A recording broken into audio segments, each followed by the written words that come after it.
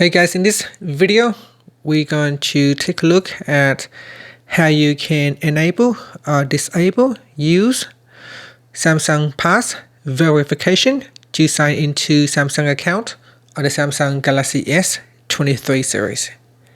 First, tap on the home button to go back to the home screen. Then from the home screen, swipe up to go into the app screen. In here, tap on the Samsung folder. Next, tap on Samsung Wallet. In Samsung Wallet, it asks me to verify with my fingerprint, so I'm going to do that.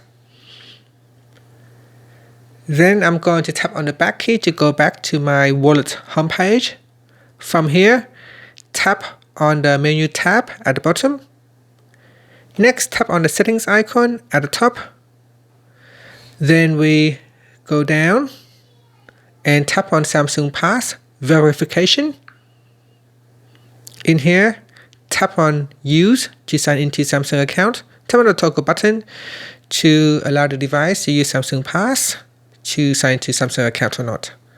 So by default, this has been set to on.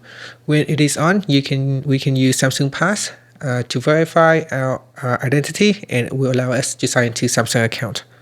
Finally, you can tap on the home button to go back to the home screen.